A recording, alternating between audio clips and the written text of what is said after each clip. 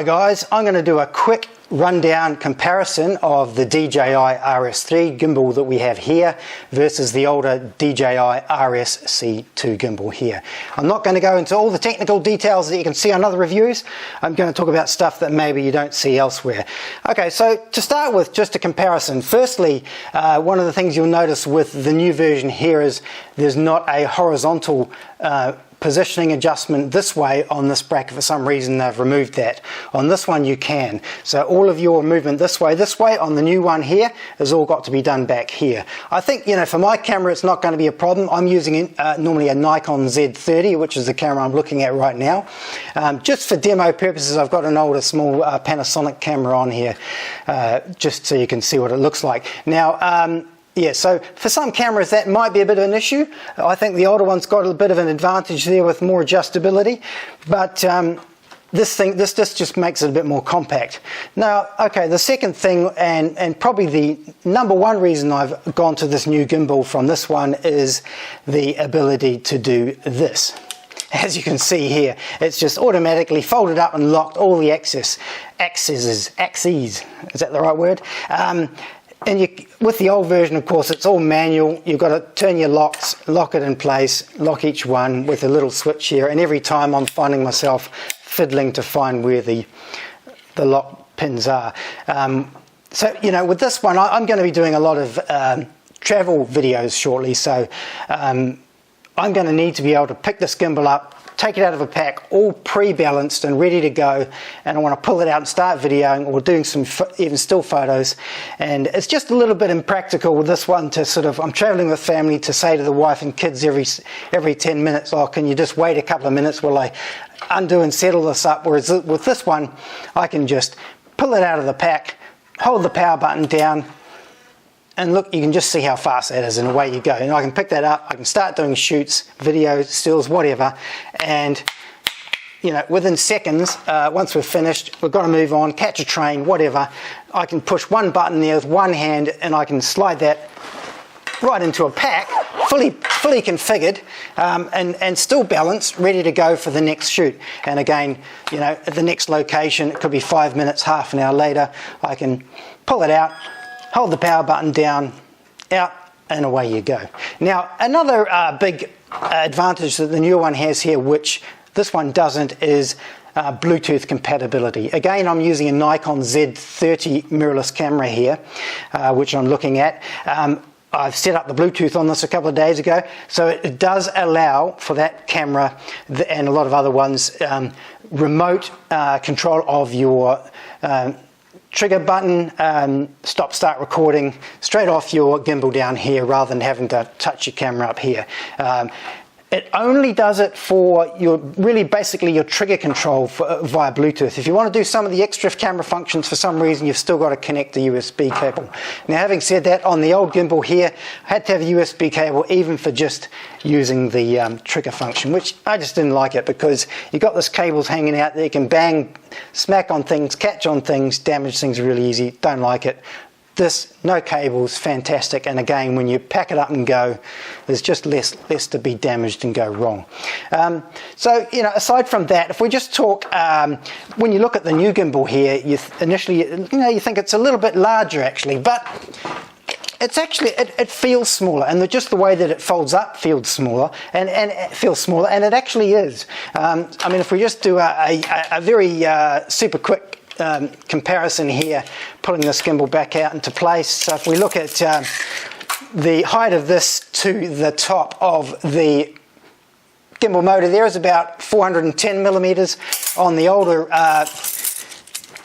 RSC2, it's about 420 millimeters. Now, that doesn't sound like a lot, but remembering you've actually got this protrusion here up on this bracket as well. So you can see straight away that this is a lot more compact. Now, to be honest, the older version here with this bracket here and your vertical adjustment through here, I actually prefer, from a rigidity and strength and functionality perspective, this one, just your vertical adjustment here for balance is actually by moving this whole bar up and down below here. Now you can see just for achieving greater compactness, this is the way to do it. It doesn't feel quite as strong and secure and firm here, so that I prefer in a way, but this is just more compact for traveling and folding up. It's just way better. So, you know, other than that, you know, the other thing here is, of course, with this, the older gimbal here, you've got this folding handle design, whereas with this one you don't. So you actually save a lot of sort of size in the design here. With this one, of course, it is rather than a folding handle, it's a pull-off battery. So as you can see here, I'll just try and do that. If we whip it around and flip off the battery, and you can see how quick that is to take off. It makes it really small and compact. You can throw that into a backpack, you know, disassembled with the handle off like that. You can see how small it is. And even actually with the handle still attached, it's still you know, it's still very compact. You can see, apart from this protrusion here, which, you know, which is when I've got a narrow, my small lens camera on here, I might even make another bracket here cut off just to make that even smaller. I can pick that up, throw it in a backpack, pull it out, start using it again, and it's all configured, fully balanced, ready to go. So I just think for manoeuvring around, and if you've got to pack up and go and open, pack up and go really frequently, this is definitely the way to go. This gimbal here I still think is an absolutely fantastic gimbal. If you're using it in a studio or for long periods of time where you don't have to fold it all up and open it up again, I would say in a way that's maybe still even a better gimbal. But just for the speed of being able to pack and go with this one, you just can't beat it. So, you know, other than that, there's probably not a lot more I can say around the differences here. I will, in a moment, I'll turn it around and show you the screens here as well. As I mentioned before, it's Bluetooth compatible, which is just fantastic as well. Okay, just before I show you a close-up of the screen and the function select options on this RS3, I actually just want to show you again the auto shutdown and auto lock function on this and the manual override. So we can power off here and it will lock into this position here, but it does lock with your lens facing up this way. When I've got a small lens on here, that's actually great, but when I've got a big lens like this, I've actually got a big Takina on here, wide angle, with an FTZ adapter on my Nikon Z30 camera here, which I've now mounted. I'd actually prefer to have the lens pointing maybe out this way. So you can manually override. Once it's locked, you can still unlock an individual axis here and then relock it in another position. So it does have these same unlock lock switches on each of the axes like the old version does.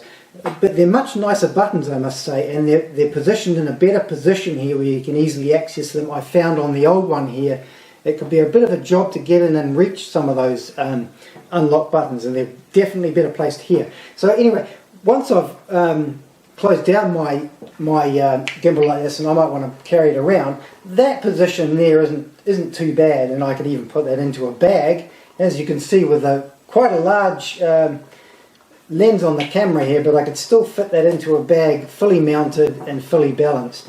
And again, I've manually repositioned that lock there, but I can simply push power button again to open the gimbal again, and it will open from that position also. So still a lot of flexibility there. Again, very, very minor issue here, but I would have liked in this auto lock here to be able to, rather than lock it in that position, I wouldn't mind locking it there. For some reason on the new gimbal you don't have a manual lock to that position, whereas on the older gimbal here there actually is an option to lock into that position. In fact, where I've got this one facing right now, so your lens would actually be out this way. So for some reason they've put one less lock position on this, and in fact what would be magic is if we could even lock it around in this position here. I might even stow my camera like that and just leave it unlocked in a bag if I need to.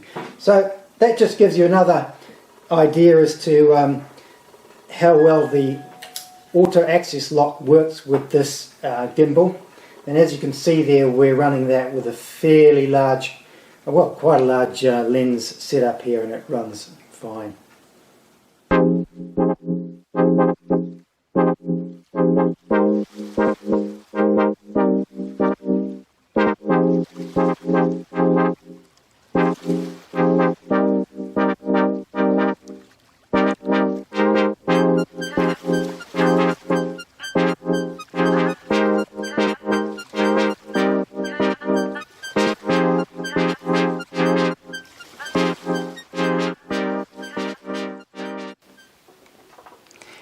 Okay, I just want to show you the screen interfaces on these two units and talk about the last key difference with this gimbal. And the key difference is that you're switching between your modes on the new model here. You've got a nice slider on the side here between your pan tilt, follow, etc. modes here. Really good, really easy. You can quickly switch between modes, and you'll see as we switch modes here, it shows you on the touch screen, what mode we're going into. In the older gimbal here, you've got to actually, between modes, you've got to push this mode button here to switch from one to the next. I found it a little bit tedious, to be honest, and it's a bit slow, and you can easily end up going past and in the wrong mode. So if you're not in a hurry, I think it's fine. But again, just to be really quick with what you're doing, this is definitely better. I do like having a real a physical switch rather than have to play on touchscreen. So they've got the balance really, really right here in terms of what they're putting onto touchscreens and what they're putting on physical buttons. It's fantastic. This is a touchscreen, of course, which the old one isn't. I found it's fairly nice, fairly easy to navigate through the touchscreen as well. So that's the other key difference between these two gimbals. One other thing I will mention here is I didn't mention earlier was the putting this into auto lock. If you hold the power button down and you want to close it completely down to lock, you can do that. But of course, if you're just opening it up again now, if you're in the middle of doing shoots but you just want to move around the room or move around your location, if you do a quick tap like I've just done now, rather than hold the button down, it will lock all the access in place without closing it right down. So that's actually a brilliant function as well. So overall, I would say definitely a worthwhile upgrade from this gimbal. This is still a fantastic gimbal. I really don't want to get rid of this. I just want to keep it, actually, because it's just really nice and robust as well. But for traveling, moving around, and being able to pack and go really quickly and get up and ready to do some action shots really quickly, this is way ahead of this gimbal here. So I hope that's been really useful information for you, and thanks for watching. Please check out some of my other videos as well. Click the subscribe button. Go on, I know you want to click it. Go on. Thanks for watching.